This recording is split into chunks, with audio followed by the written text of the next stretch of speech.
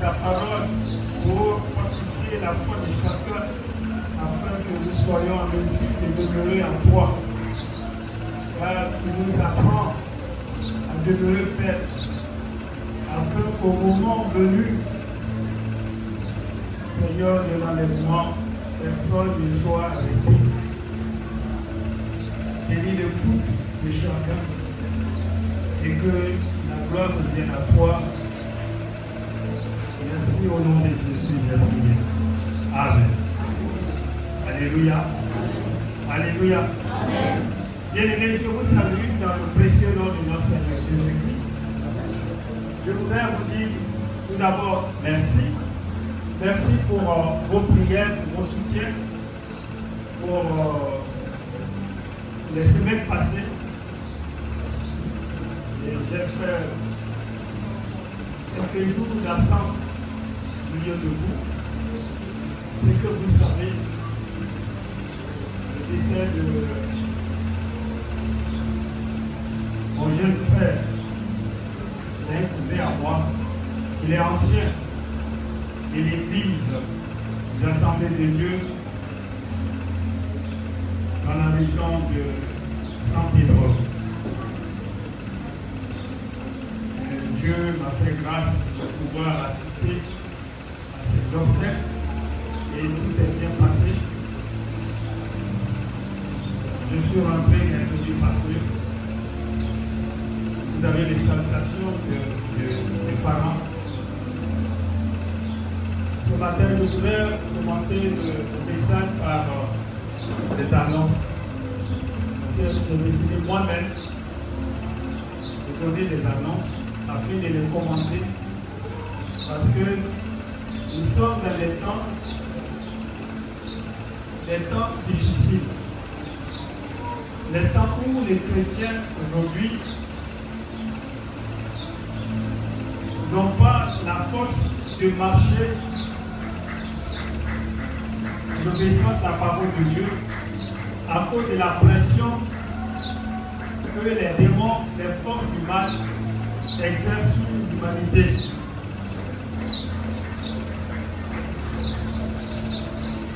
Et si Dieu fait grâce, c'est à partir de les mardis, je vais instaurer un enseignement, un message spécial concernant le retour prochain de notre Seigneur Jésus-Christ.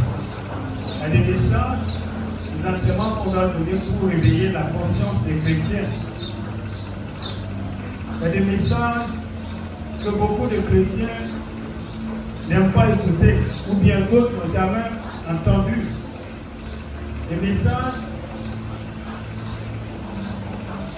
qui peuvent nous conscientiser, qui peuvent nous amener à nous préparer à l'avènement de Christ. Parce que beaucoup de choses se passent dans notre monde aujourd'hui. C'est que l'actualité que vous dit, nous sommes dans des périodes critiques et la parole de Dieu, la Bible nous a enseigné beaucoup de choses sur ces événements-là. Mais beaucoup de chrétiens sont ignorants. Et comme je dis, beaucoup n'ont jamais entendu parler.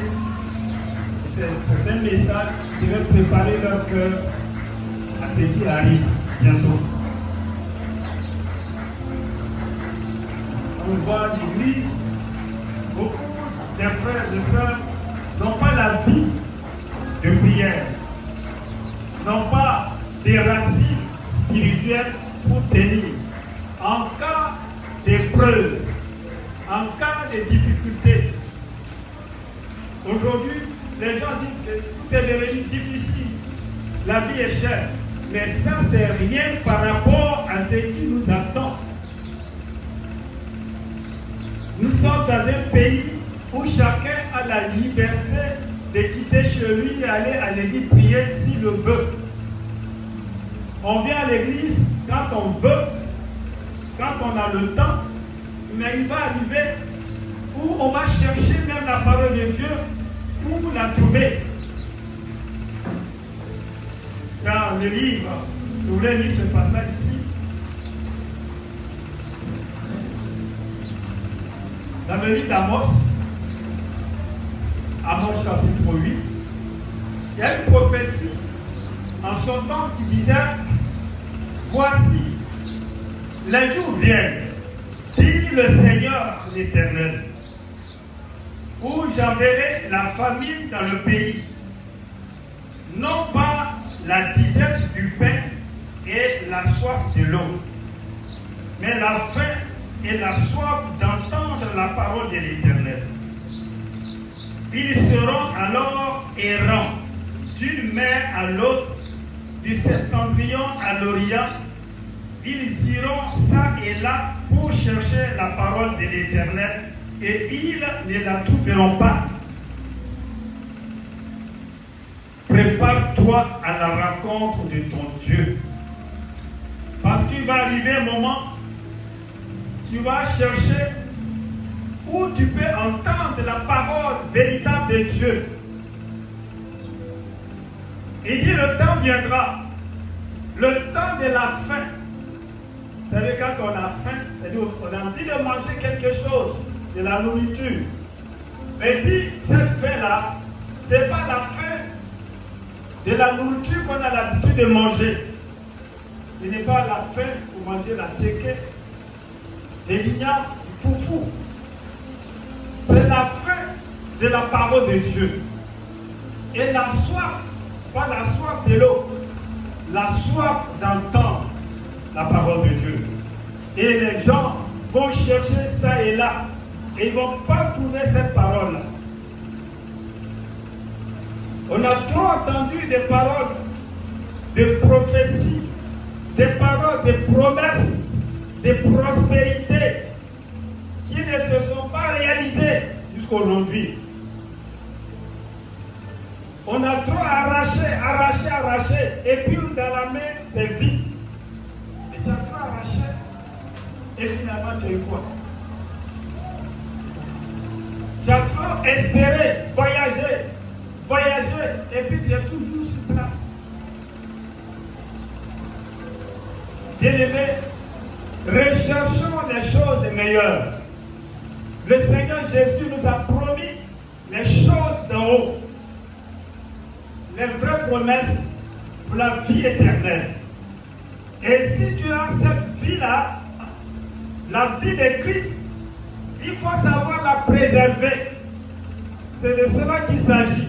Parce que les jours qui viennent seront des jours mauvais.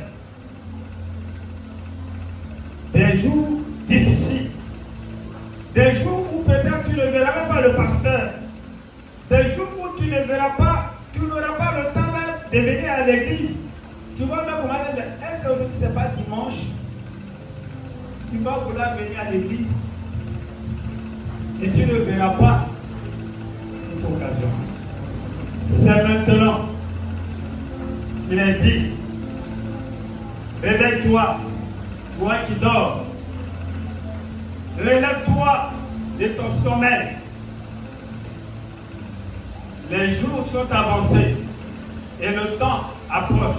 Le temps de l'avènement du Seigneur. Bien-aimé, je profite de l'occasion. C'est quand Dieu nous parle, il nous parle de plusieurs manières. Dieu nous fait vivre des situations et qu'au travers de ce que nous voyons, ce que nous entendons, ce que nous vivons, Dieu nous parle. Il y a le message de Dieu qu'il faut avoir l'esprit de discernement et comprendre pour soi-même. Il y a une maman, une de nos mamans, de doyenne à Abidjan. Elle a petite dit quand je vois, dit papa, est-ce que nous vivons là maintenant? Est-ce pas le Seigneur qui est en train d'enlever ses enfants? Quand un enfant de Dieu, un chrétien, quitte ce monde, quand il meurt, la Bible dit que cela est un bien pour nous. Nous vivons tous et nous savons tous qu'un jour nous allons mourir. Que vous ayez peur de la mort ou pas, un jour tu vas mourir. Ça c'est clair. Nous tous nous allons mourir. Qui va aller au ciel?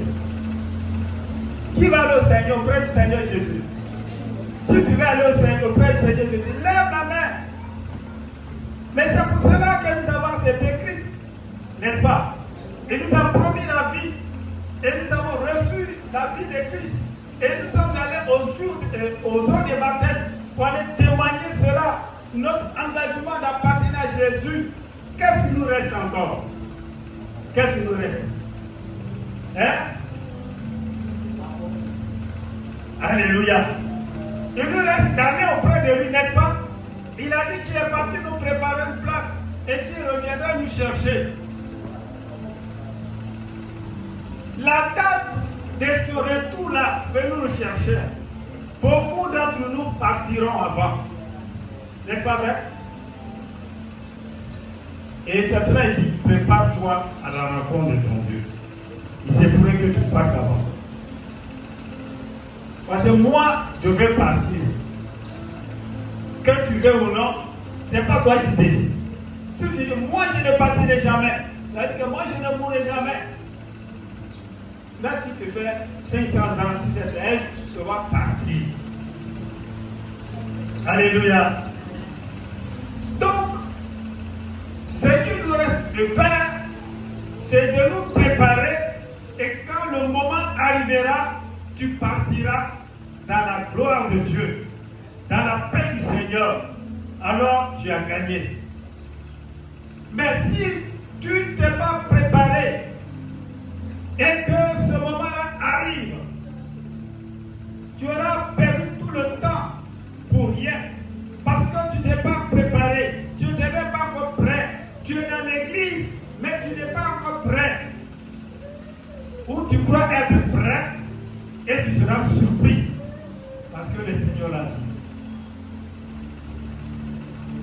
Le frère qui est décédé, si je rends un peu le témoignage, ça va nous édifier. Comme je l'ai dit, c'est l'un qui fait partie d'un tout premier qui a accepté le Seigneur quand je suis arrivé au village pour évangéliser. Je vous avais dit, quand je venais au village, j'avais un verset phare, un passage de la Bible. Je n'étais pas un connaisseur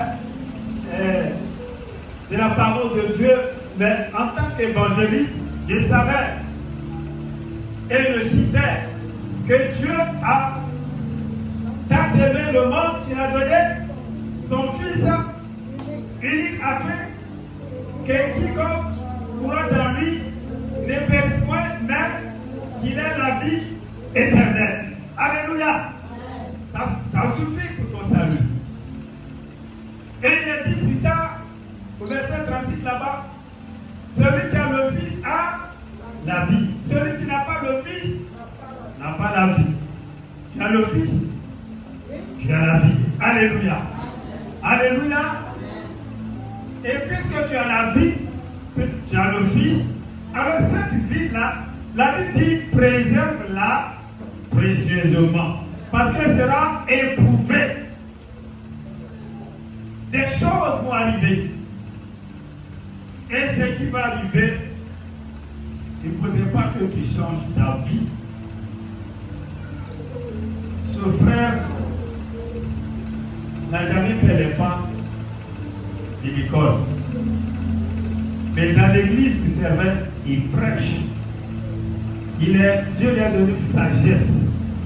Et quand il parle, ses paroles touchent les gens.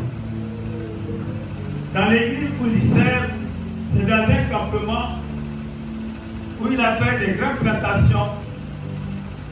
Dieu lui a fait grâce. Il a eu 7 enfants, des garçons comme des filles. Et quand il est parti dans la maison pour travailler, il n'a pas abandonné le Seigneur. Mais au contraire, il a servi Dieu. Aux côtés des pasteurs qu'il a trouvés sérieux et qui l'ont encadré. Et je vous l'avais dit la fois dernière, ils ont bâti un grand temple qui a fait 4 fois notre temple ici. 4 fois. Un beau temple. La fois dernière, quand son pasteur nous rendait le témoignage de sa mort, il a perdu sa femme le mois passé. Il a enterré sa femme juste après, quand je suis parti au dernier voyage que j'ai fait au village. Je suis arrivé là-bas un lundi et le mardi, il a quitté le village pour aller à son lieu, il habitait là où il travaille, avec toute sa famille. Donc, sa femme a été malade pendant 5 mois, sous sa main, seule, jusqu'à ce qu'elle rende l'âme. Je vous ai parlé également de comment, dernière prière qu'elle a faite avec sa femme, et le Seigneur l'a libérée et elle est partie. 5 mois, elle luttait contre la mort. Et après cela, elle est partie. Quand elle a enterré la femme et elle est partie, une semaine, ça n'a pas duré 2 semaines même. Quand il est arrivé là-bas, il dit à son pasteur, je vais acheter une nouvelle moto pour faire mes affaires, mes activités. Parce que ça fait plus de 6 mois, tout ce qu'il a laissé derrière comme activité, beaucoup sont détruits. Et le pasteur a dit, non, quand tu viens de deuil, alors il ne faut pas payer une nouvelle moto. Il faut payer une moto d'occasion, deuxième main. Parce que si tu payes aujourd'hui, tu payes une nouvelle moto, les gens disent non, ça part au moins, il n'y a pas longtemps, en train de faire ceci, les gens peuvent interpréter mal. Il a les moyens de payer. Donc, il dit du pasteur, alors tel jour, on va se croiser en ville. Il a compté l'argent, il a mis dans sa poche. Et la nuit, la veille, où devait partir, le jour qui suit, à la rencontre avec son pasteur, devait se croiser quelque part. Le pasteur devait venir le chercher à moto et ils vont partir en ville. Il va lui payer une moto de deuxième main. Il dit la nuit, il a appelé le pasteur. Il dit, pasteur, bon, demain je vais te dévancer. Je vais aller un peu plus vite que toi, donc tu vas me trouver en ville. Au moment où le pasteur s'est levé le matin, il a appelé. Le pasteur est venu le chercher, il a trouvé qu'il est déjà parti. Le pasteur m'avait dit qu'il devait se croiser en ville. Donc il est arrivé en ville. Il est arrivé quelque part où on vend du café. Il avait commandé son café. Le café. Et quand il a fini de manger, il devait quitter les lieux. Vous voyez, les critères de vie étaient comme ça, comme des escaliers. Il dit descendez de la terrasse. C'est là, il est tombé. Il est tombé là. Et quand il est tombé, il est resté en train de prier. Et 7 heures, couché là, jusqu'à 9 heures. Personne ne s'approche de lui. Les gens pouvaient café là. Alors, quand il partait le matin, il a pris son carnet de baptême. Il a pris sa carte d'identité et il l'a mis dans son carnet de baptême. Il a pris l'argent, il l'a mis dans sa poche. Et quand il est tombé, il a prié jusqu'à finalement sa voix ne sortait plus. Donc, il y a un monsieur qui venait là. Par exemple, un parent ou bien peut-être le propriétaire du kiosque. Il a vu le monsieur couché. Il dit, vous êtes là, le monsieur est couché, vous n'avez pas porté ses coups. Et c'est toi qui vas là. S'il meurt, tu as un problème. C'est lui qui est venu et il a commencé à verser des eaux sur lui pour se réanimer. Il a mis sa main dans sa poche.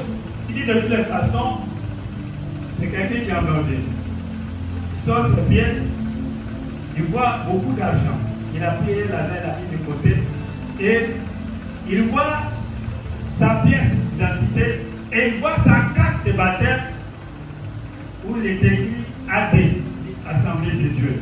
C'est président, c'est un chrétien. Et il va appeler un pasteur qui n'est pas loin de là. Et le pasteur, je le connais, c'est un ancien. Et il va appeler son pasteur. Il va appeler son fils. Il dit, moi je suis très loin, je ne peux pas. Il dit, non, ton papa est malade, je vais l'amener à l'hôpital. Il dit, quand on a appelé son pasteur, il est venu et ils l'ont emmené à l'hôpital. Arrivé là-bas, il était tellement faible qu'on l'a amené à l'urgence. Ça n'a pas fait 10 minutes. Il nous a quittés. Le pasteur dit que le frère Fulgence, depuis que je n'ai jamais pleuré comme ça. J'ai pleuré. Pourquoi? Parce que lui et moi, on a des grands projets. C'est un frère qui ne s'est pas fait des petits projets. Quand je fais projet, il dit pas ça, c'est petit ça. Notre Seigneur est grand. Voyons gros. Et on a des projets, des grands projets qu'on a. On a décidé d'aller payer une moto pour le travail. On s'est donné rendez-vous. Et la nuit, il m'a appelé, il dit qu'il se sentait un peu faible. Maintenant, le matin, il va me dévancer. Il est parti. Il a pris son dernier repas pour le voyage. Donc, sa nourriture qu'il aimait, son café pour le déjeuner pour le voyage. Puisqu'elle a prêté sa carte d'identité, il a pris sa carte de baptême qui est sa carte d'identité pour le ciel. Alléluia. Qui montre qu'il est chrétien. Il dit, le frère attend à l'église, il s'assoit toujours à ma droite. Quand il est là, je me sens bien avec lui.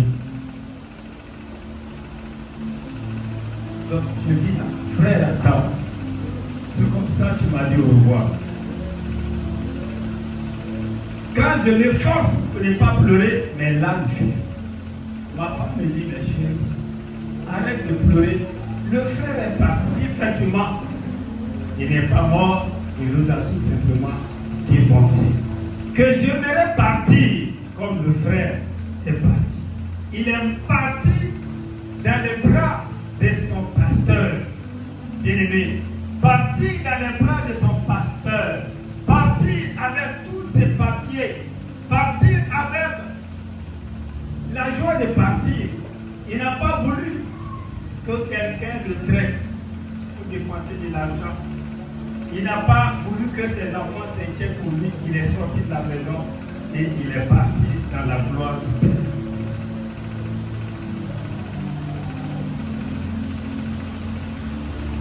Et c'est pour cela le sage dit, il est mieux d'aller dans une maison de deuil que d'aller dans une maison de fête. Donc, il disait, ne pensez pas que le frère est mort parce que quelqu'un l'a empoisonné. Ne pensez pas qu'il est mort, qu'il y a une affaire de sorcier dedans. Ne pensez pas que c'est son temps qui est arrivé et le Seigneur l'a appelé. Chacun de nous a le temps que Dieu lui a fixé. Tu ne connais pas le temps qui est fixé pour toi. Le frère avait de grands projets. On avait des projets. Toi aussi, tu as des projets. Tu as des diplômes qui t'attendent pour le service. Et les choses la plus importante, c'est ce salut-là. Alors, je bénis le Seigneur pour notre frère qui nous a dévancés. Bien-aimé, partir de ce monde auprès du Seigneur, pour nous chrétiens, la vie c'est un gain. La mort est un gain. La mort est un bénéfice pour nous. Nous ne devons plus craindre, mais nous devons plutôt nous préparer à partir et partir dans la gloire du Père. Le monde, il ne faudrait pas que le monde devienne. Comme je vous l'ai promis, je vais donner les communiqués moi-même aujourd'hui.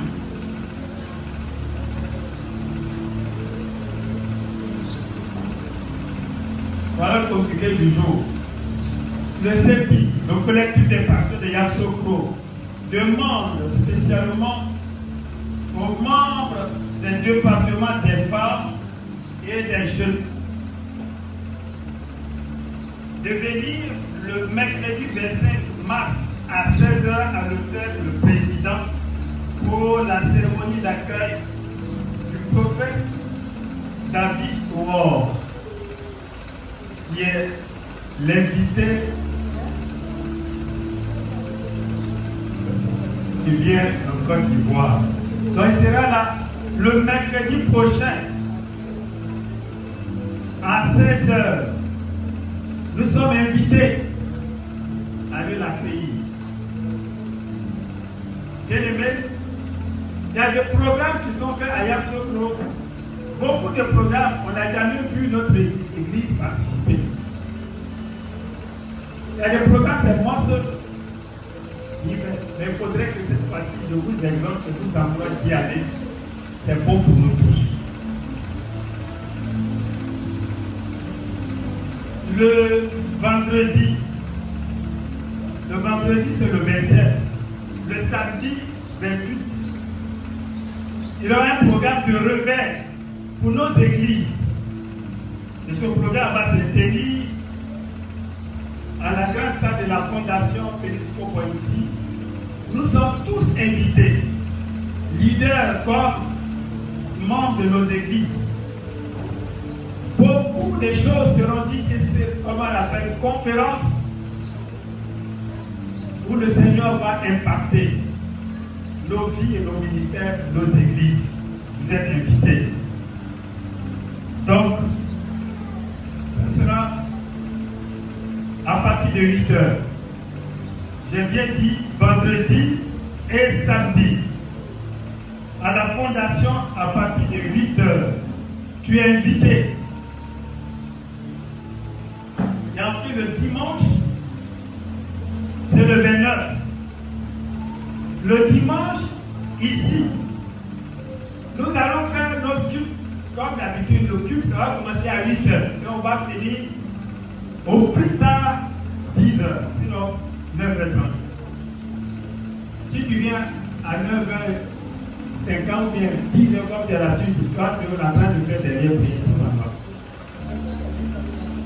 Alléluia. Je répète, dimanche prochain, le culte dimanche ici, ça ne sera plus 8h30, 9h, ou ça sera 8h que nous allons commencer et nous allons finir au plus tard, peut-être 9h50 et on s'en va. Dès qu'on finit, on s'en va à la fin du Jean-Paul II. Parce qu'à partir de 9h, là-bas, ça a commencé. La fin de Jean-Paul II, la grande place là. Parce qu'il y a des gens qui m'ont dit, nous maudits, des Bokro, toutes les villes, dans d'autres régions d'Abidjan, il y a des gens même qui quittent dans d'autres pays limitrophes qui vont venir. Puis il a fait ses déplacements, parfois, il dresse 2 à 3 millions de personnes. Et Dieu fait des grandes choses dans son ministère. Des guérisons extraordinaires, des maladies qui ont duré longtemps, des délivrances des démons, des personnes qui ont libéré des démons. Parce que c'est des pasteurs, des centaines de pasteurs qui ont les dons de guérison, les dons de prophétie, les dons d'onction qui se retrouvent. Donc, la grâce de Dieu va surabonder et la puissance va se multiplier et il y aura beaucoup de délivrances et beaucoup de guérisons. Depuis des semaines, on a commencé à recenser ceux qui sont malades. Il y a des médecins qui vont recevoir ceux qui sont malades, peut-être 30, 40 médecins qui vont recevoir tous les malades. Il y a un département qui reçoit et qui recense les malades.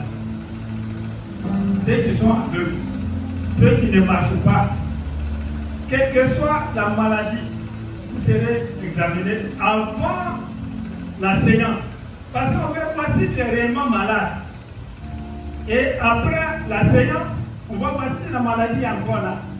Parce qu'ils ne veulent pas faire la tricherie. Voilà. Si tu as faim, là-bas même, ce sont tes parents qui vont constater que tu es guéri. Alléluia. Si tu ne marches pas, lors de la cérémonie de déroulement de l'événement, toi de ta télévision, tu es en train de courir. Tout le monde va voir que tu es guéri. Alors, peut-être, il y a des choses que tu n'as jamais vues.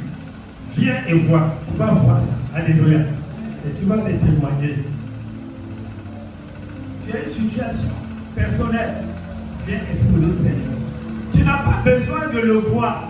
Il suffit d'arriver sur les lieux. Alléluia. Tellement qu'il y a l'onction. Avant même de parler qu'il arrive sur les lieux, il y a des guérisons qui s'opèrent déjà.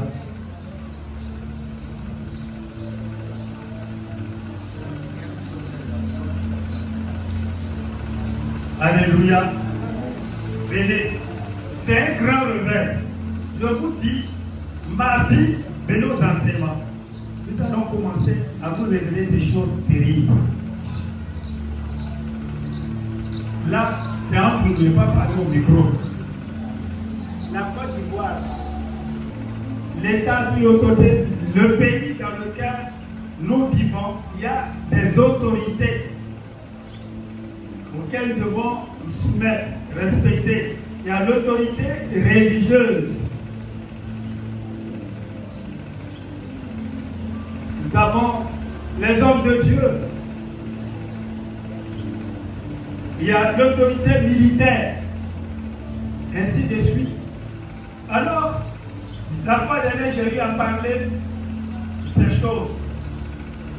J'ai dit qu'aucune autorité n'est respectée aujourd'hui. Que ce soit l'autorité des parents, l'autorité de l'État, l'autorité religieuse, etc. Aucune autorité n'est respectée. La Bible dit que toute autorité vient de Dieu. C'est Dieu qui a établi cette autorité-là. Et quand nous ne respectons pas cette autorité, nous ne faisons pas la volonté de Dieu. Nous péchons contre Dieu. Et je disais, là où l'autorité n'est pas respectée, c'est le désordre qui règne. Là où l'autorité n'est pas respectée, c'est le désordre qui règne. Alléluia. Amen. Alléluia. Amen. Si tu dors, je vais te dire de te tenir debout. Parce que ici, c'est l'autorité qui parle. Moi, je représente l'autorité de Christ. Et moi, je parle et tu dors. Tu ne respectes pas l'autorité de l'Église. Et cela nous a manqué. Cela nous a mené à perdre des prédictions ou à ne pas atteindre ce que Dieu nous a promis. Parce que nous n'avons pas respecté l'autorité dans l'Église. Ou l'autorité de l'Église, l'autorité établie par Dieu. Et je disais, là où l'autorité n'est pas respectée, c'est le désordre qui règne. Donc dans une église où tu ne respectes pas les autorités, c'est le désordre qui règne. À la maison, quand l'autorité n'est pas respectée, c'est le désordre. Dans le service, quand l'autorité n'est pas respectée, c'est le désordre. À l'école, dans nos écoles, là où il y a des hommes, quand l'autorité n'est pas respectée, c'est le désordre. Il n'y a pas l'ordre. Et je disais que celui qui n'est pas soumis à l'autorité est appelé comment? Rebelle. Quand tu ne respectes pas l'autorité, tu es un rebelle. Quand tu ne respectes pas les parents à la maison, tu es un enfant rebelle. Quand tu ne respectes pas tes professeurs de l'école, tu es un élève rebelle. À l'église, quand tu tu ne respectes pas l'autorité, tu es un chrétien rebelle. Et vous savez, la rébellion conduit où? La rébellion attire la malédiction, la punition et la mort. Vous direz que dans la Bible, l'apôtre Paul disait à Timothée, dans 1 Timothée chapitre 18, chapitre 1, verset du 8 à 20, il a cité deux noms. Il a parlé d'un monsieur qu'on appelle Hyménée et Alexandre. Il dit que j'ai livré à Satan afin qu'il apprenne à ne pas blasphémer. Parce que ces deux messieurs-là fatiguaient trop Paul qui était l'autorité en son temps. Quand tu es à l'église, dans l'église, c'est toi qui crée problème aux autorités de l'église, c'est toi qui crée problème aux pasteurs, c'est toi qui crée problème à ceux qui sont établis. C'est ainsi qu'un jour tu seras livré.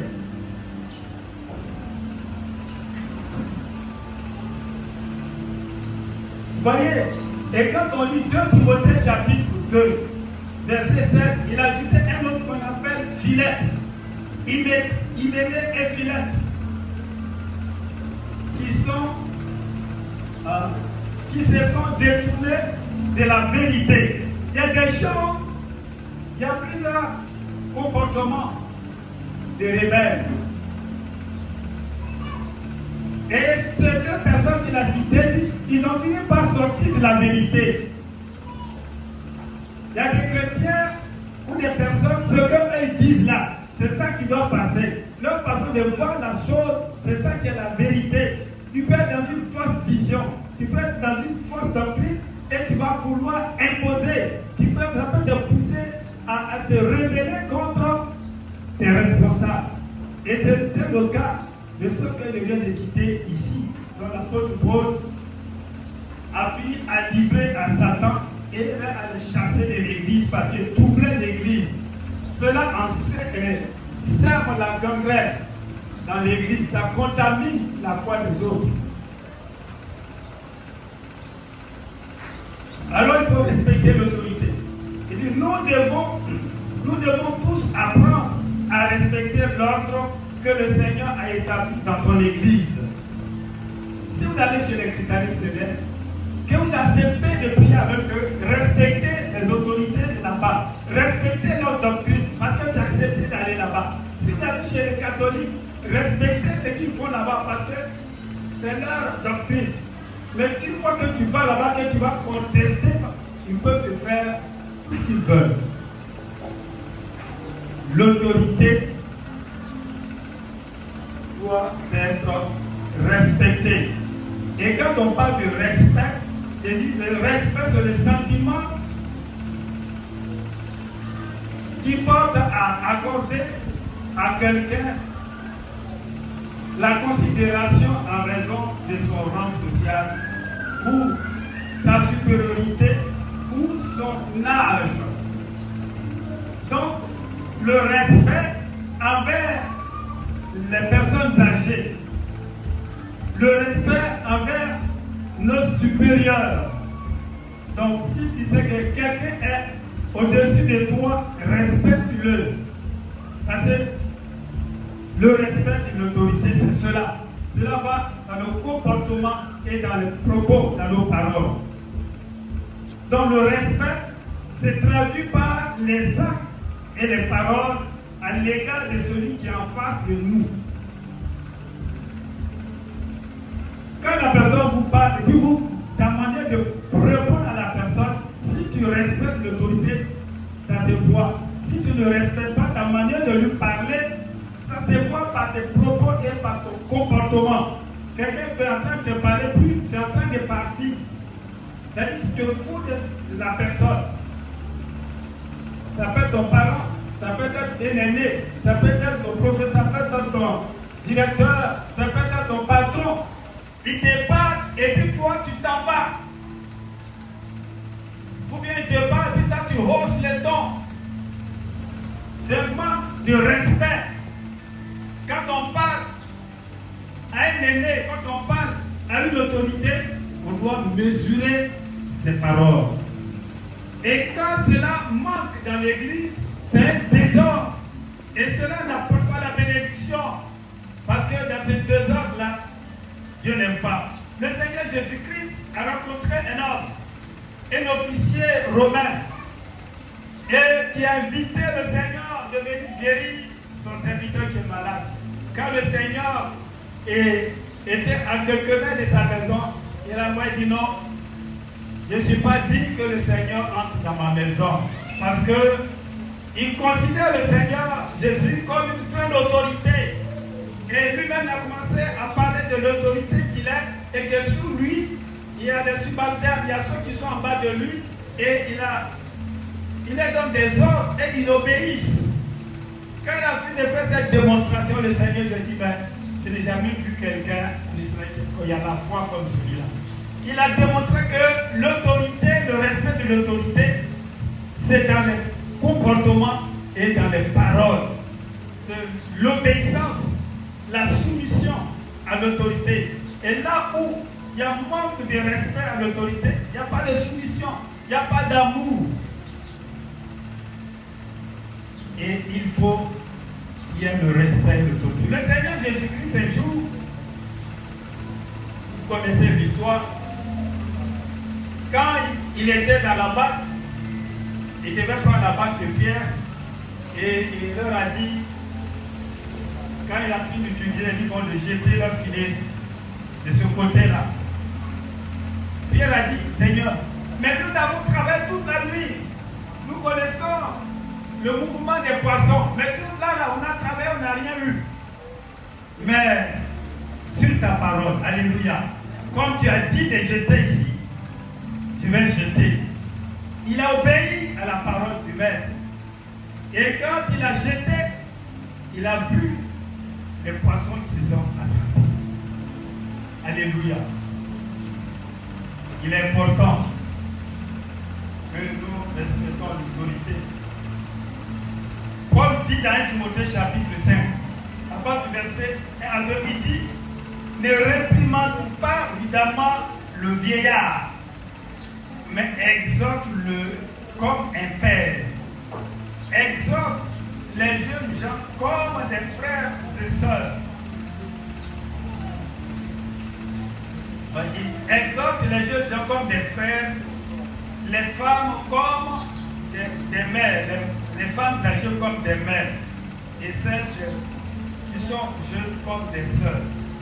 Donc, dans l'Église, nous devons avoir un comportement de respect envers les aînés, envers toute personne. Quelqu'un qui est plus âgé que nous devons le respecter. Et c'est cela, être un véritable chrétien converti.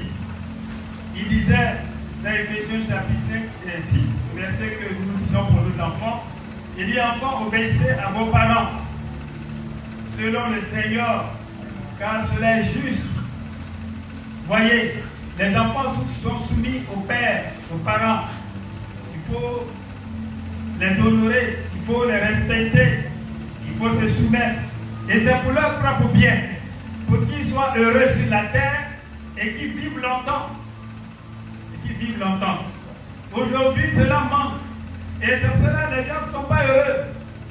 Vous pouvez avoir toute l'instruction, toute la connaissance, vous pouvez avoir tous les diplômes, mais vous pouvez même travailler dans une banque, dans une société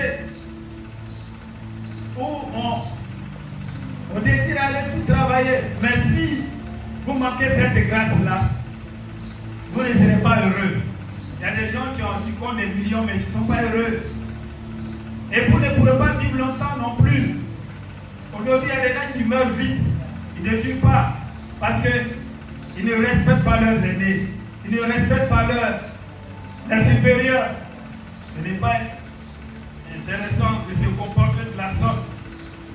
L'apôtre Paul nous parle. Ayez de la considération pour ceux qui travaillent parmi vous, qui vous dirigent dans le Seigneur et vous exhortent. Vous pouvez noter 1 Thessaloniciens chapitre 5, verset 12 à 13. ayez de la considération pour ceux qui travaillent parmi vous, qui vous dirigent dans le Seigneur et qui vous exhortent à marcher dans les voies importantes, bien-aimés. Alléluia. Paul dit, l'apôtre Pierre dit, vous les jeunes, soyez soumis aux anciens et tous dans vos rapports mutuels. Il y a tellement de versets qui nous exhortent. Il y a un témoignage que je vais terminer dans 3 Jean. 3 Jean chapitre 1, pour pas terminer. Il s'agit d'un certain Diotrephe. C'est des plaintes contre ce frère-là. Bien-aimés, ne ressemblez pas à certaines personnes qui n'ont pas de bons rapports avec leurs supérieurs. 3 Jean. Il dit, j'ai écrit quelques mots à l'église, mais Diotrephe, qui aime à être le premier parmi eux, ne nous reçoit point. C'est pourquoi si je vais vers vous, je rappellerai les actes qu'il commet en tenant compte nous les méchants. Je reprends là. Vous m'excusez. Si je vais vous voir, je rappellerai les actes qu'il commet en tenant compte nous des méchants propos.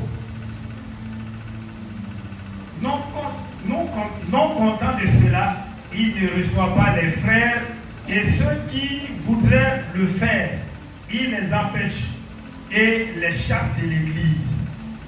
Bien-aimés, n'imitez pas le mal, mais le bien. Celui qui fait le bien est de Dieu. Celui qui fait le mal n'a point vu Dieu. Donc ce frère aime se faire voir à l'église, aime commander. Au point même, il s'oppose aux décisions des autorités venant des apôtres. Et quand dans l'église d'autres veulent faire, il les empêche et il les chasse même de l'église. Il tient des propos méchants contre les autorités. Alors respectons l'autorité que Dieu a établie dans l'église. Et si nous respectons l'autorité, nous-mêmes nous serons bénis et élevés. Et Dieu nous donnera toujours la victoire sur l'ennemi. Car le diable aime semer le désordre au sein du peuple de Dieu en les poussant à la rébellion. L'apôtre Paul parle souvent des enfants de la rébellion. Il peut y avoir des enfants de la rébellion, ceux qui se rebellent, ceux qui ne se soumettent pas à la volonté de Dieu, à l'autorité que Dieu a établie. Alors ce matin, bien aimé, voilà ce que je voudrais vous communiquer comme message. Nous devons nous soumettre, chacun de nous, à là où Dieu l'a placé. Et si nous obéissons ce que Dieu a établi sur nous, c'est Dieu lui-même que nous respectons. Et en cela, Dieu nous élèvera et Dieu nous comblera de ses richesses. Que Dieu nous bénisse.